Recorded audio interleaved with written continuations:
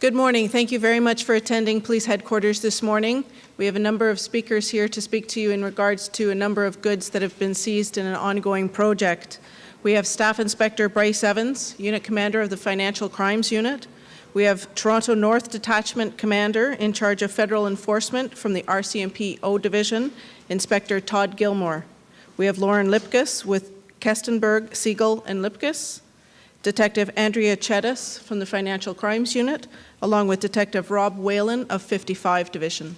At this time, I'd like to invite Staff Inspector Evans to the podium. Just so you understand the format, after we're done here, the officers will be available for any one-on-one stand-ups, and it'll be at your convenience to help you and assist you in some of the product displays, okay?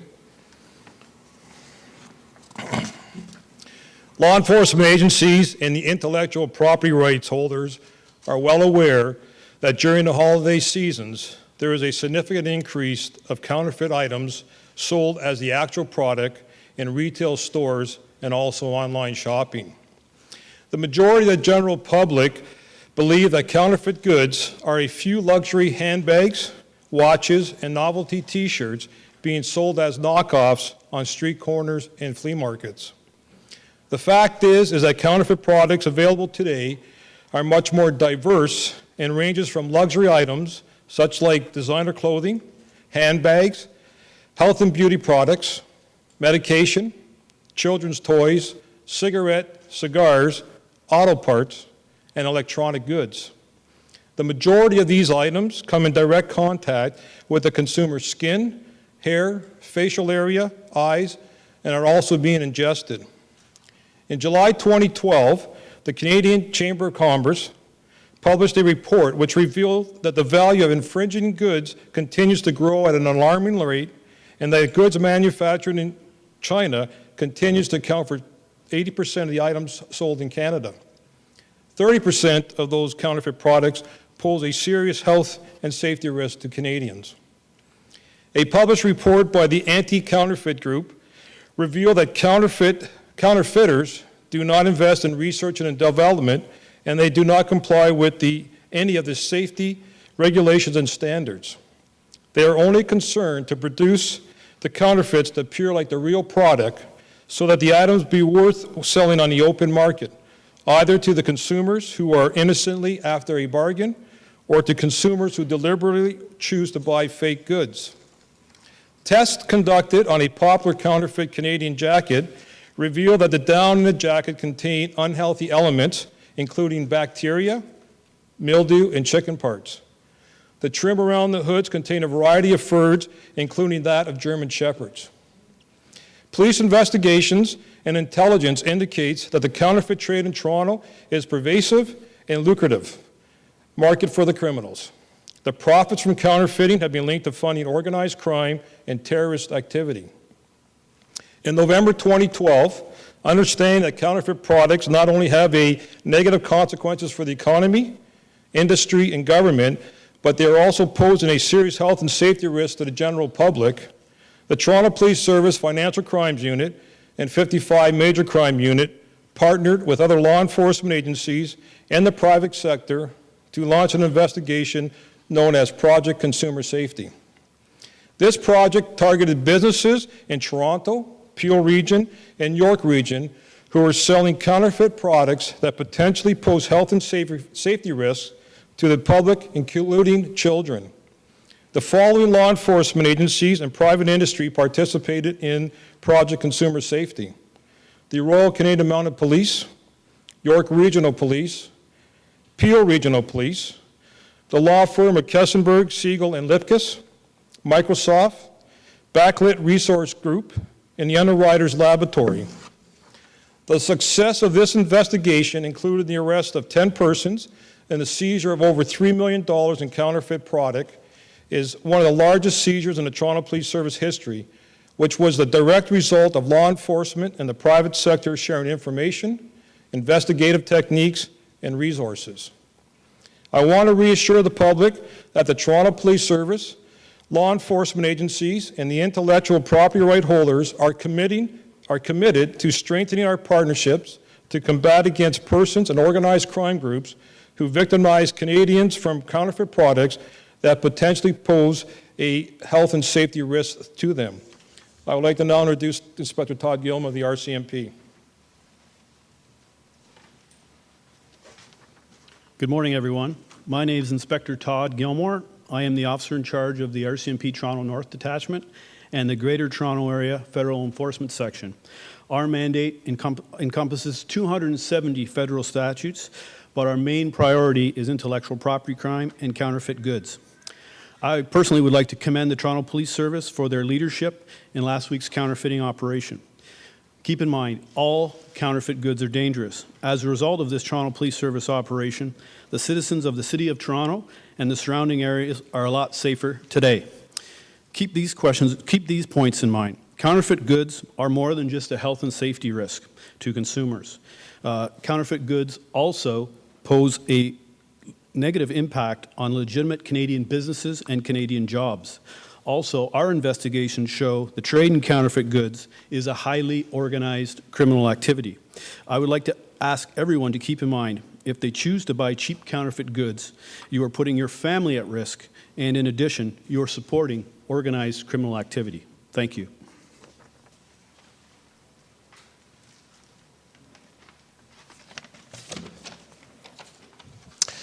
I want to say thank you to Staff Inspector Bryce Evans and the team of officers who planned, coordinated, and ultimately executed the criminal search warrants at the businesses in question. I know that this could not have been done without partnering between the Financial Crimes Unit and the RCMP, 55 Division Major Crime, York Regional Police, Peel Regional Police, and the intellectual property rights holders. I know that a great deal of work was done by many officers, most notably by Constable Andrea Chadas, Detective Rob Whalen, Detective Sergeant Cam Field, and Detective Derek Wilson. Rights holders are constantly receiving information about counterfeit product and dealing with the protection of intellectual property rights through civil process. In fact, in the past 2 weeks alone, 15 intellectual property rights holders took part in a series of raids in the Vancouver and Toronto area, resulting in 27 businesses being served with 74 sets of cease and desist and other documents, resulting in the seizure of thousands of counterfeit products, all of which were removed from the marketplace. However, rights holders cannot enforce the criminal laws that some of the more serious counterfeiters are charged with and are dealing with. In particular, in the raids that took place last week, some of the businesses have been regularly selling large quantities of counterfeit product, notwithstanding they were served with civil enforcement documents and asked to stop. It is only through the efforts of dedicated police, like those involved in the series of raids that many of the hardcore counterfeiters can be stopped. In that regard, the rights holders that we represent want to sincerely thank the Toronto Police and all the other law enforcement and related agencies involved in the Consumer Safety Project. The table display illustrates that criminals dealing in fake Gucci, fake luxury goods, fake apparel are also dealing in counterfeit money, fake IDs, fake electrical products, fake prescription drugs, and fake dangerous toys like these that we would not want any of our loved children to be playing with. This year, we're finding more and more a more varied variety of counterfeits than ever. The counterfeit packaging is becoming better, but the products themselves are still of extremely poor quality.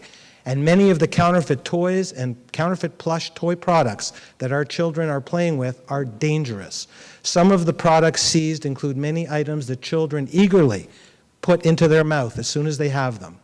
And yet we don't know what they're made of, and we don't actually know where they came from. I want to thank the media as well for constantly getting the message out that counterfeits can harm you, some of them can kill, and without this message going out, the public would be much poorer for it. Thank you very much.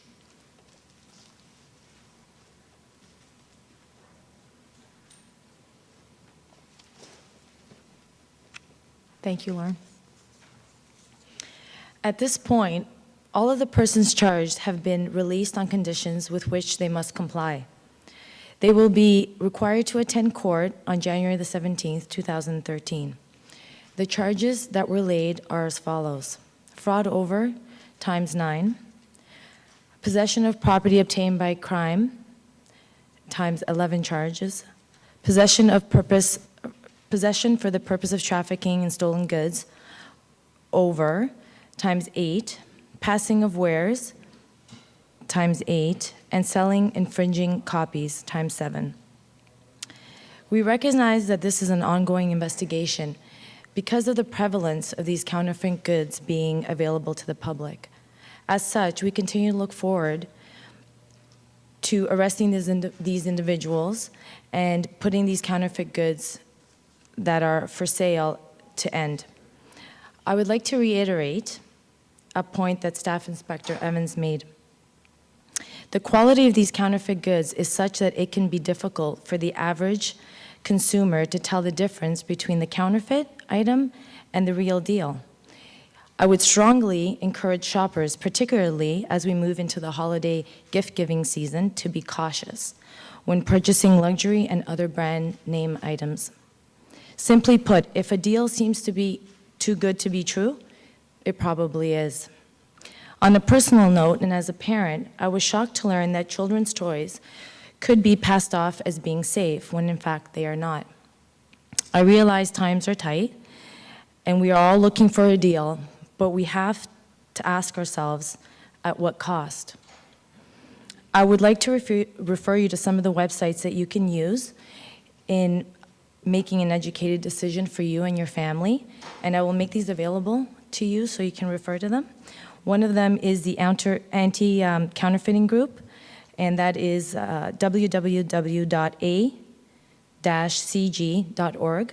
the International Anti-Counterfeiting Coalition, www.iacc.org, and How to Tell, Learn, Verify, and Buy with Confidence, www.microsoft.com. Thank you. In Detective Whalen, 55 Division Major Crime Unit. I'm just going to take you on a brief tour of some of the property we've seized during this search warrant. One of the most notable things is you start off on my left. We have a large quantity of U.S. cash, Canadian cash, and British cash. At this point, we believe the cash to be real, but it's still yet to be authenticated. But it just shows the amount of money that these counterfeiters are earning. They import some of these products in for $2 and $3 a unit and are selling them to you for hundreds. The next thing as we go is we have silver bars and gold bars. Again, if this is just simple proceeds of crime, it just shows you how much money these counterfeiters are making off the good citizens of Toronto. Next to that, we have counterfeit medication. We have Levitra, Cialis, Viagra. I don't know anyone who can condone the sale of counterfeit medication. This can and will make you ill and possibly kill you. We've had cases in Toronto and Canada as a whole where counterfeit medication has been linked to the deaths of several people. As we continue farther down, we have electrical products. Any electrical product sold within Canada must be tested by an independent third party, such as Underwriters Laboratory or Canadian Safety Standards. These products bear their marks showing that they are legitimate products. However, their marks were counterfeited. We've had them tested. If you take them apart, they're missing all the proper safety equipment, such as breakers and resistors. There is a very good chance that if you plug these into your walls at home, they will catch fire. And there have been house fires in Canada that are a direct result of counterfeit safety products. We have Duracell batteries. They are counterfeit as well. Some of the batteries that were seized at the warehouse were already still in their packages and linking chemicals out onto the ground. So if you put these in your toys or in your various household products, the chemicals and the corrosion are going to come out into your product.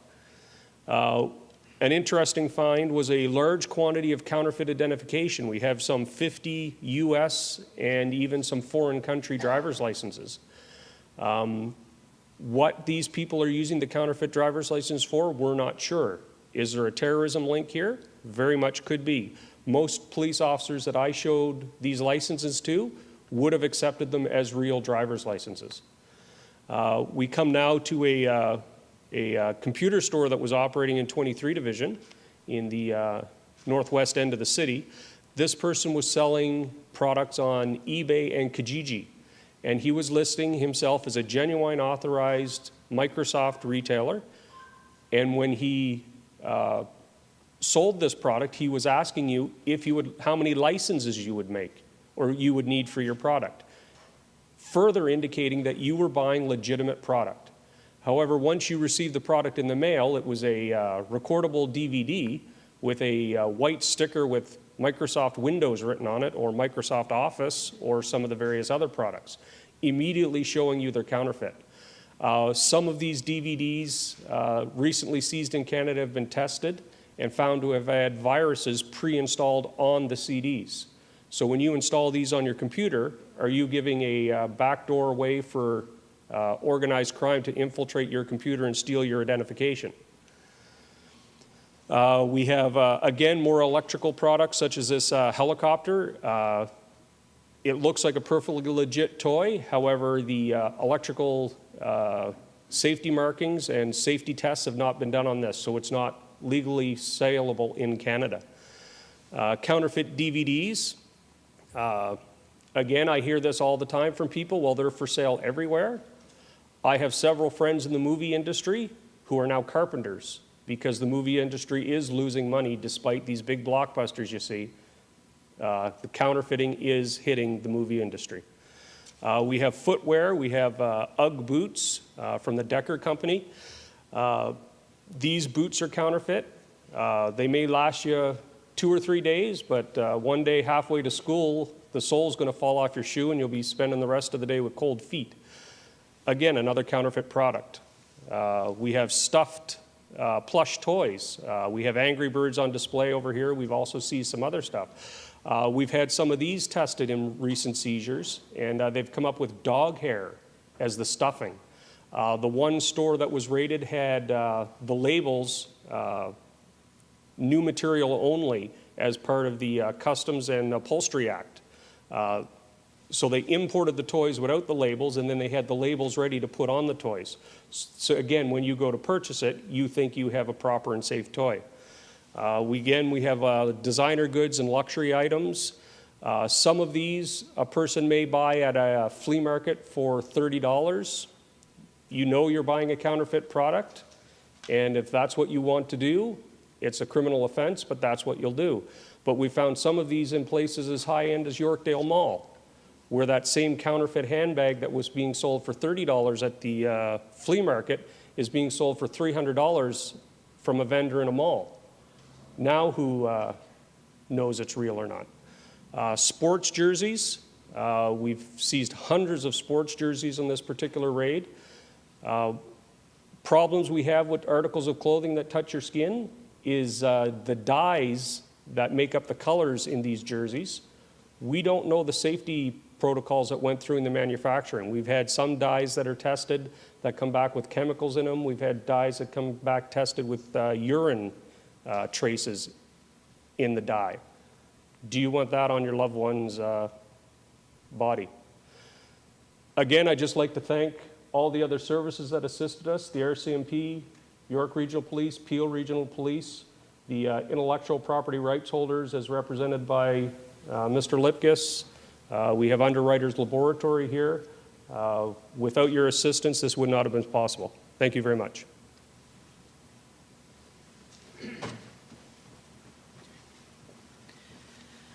Thank you very much. This concludes the conference. All of our speakers will be available for one-on-one interviews, and please take this opportunity to view some of the goods. Thank you.